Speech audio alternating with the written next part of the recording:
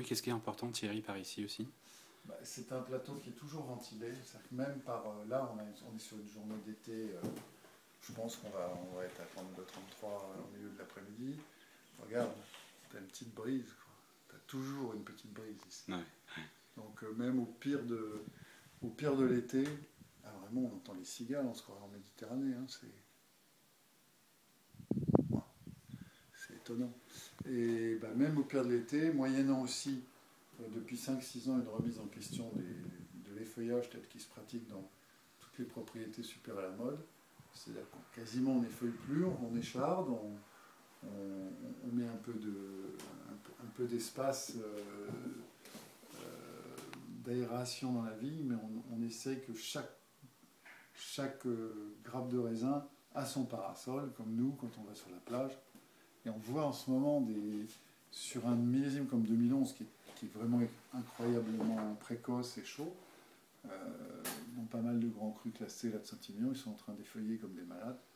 Franchement, ça fait froid dans le dos, quoi, parce qu'ils nous annoncent des 35-36 dans 2-3 jours, et les pauvres raisins qui vont tout d'un coup se prendre du soleil à près de 50-60 degrés, on comprend pas, quoi. Mais voilà, il y a des gens quand même, ouais. On a l'habitude de faire comme ça. Et un autre facteur qui est extrêmement intéressant aussi, c'est que du fait qu'on est vraiment sur un plateau dominant, on a un ensoleillement qui est vraiment royal. C'est-à-dire que dès le lever du soleil, on a le disque rouge qui se lève là à l'est, et ici on a vraiment le couchant très très tard, ce qui fait que je pense qu'au niveau du spectre solaire, quoi, on a vraiment toute la gamme, quoi, qui nous permet de...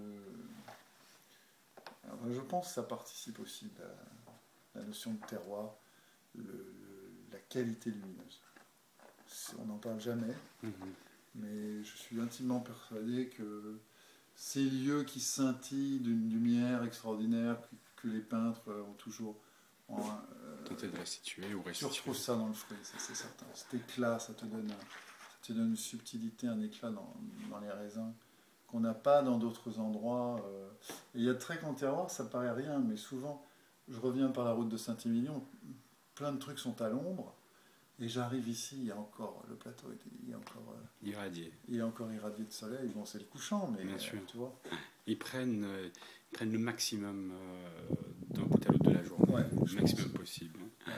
Et alors on a en plus, c'est bien parce que comme on a des vignes là-bas à l'est, on a à l'ouest, donc on a un peu tous les cas de figure. On a du levant, on a plutôt du couchant, et il ne faut pas oublier non plus que le soleil au solstice d'été, il est plutôt nord.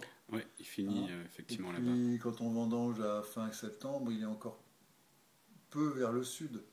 Donc en fait, d'avoir des plateaux légèrement comme ça, on est pendant toute une période de la saison, alors finalement on est très bien exposé, même au niveau du soleil. Okay.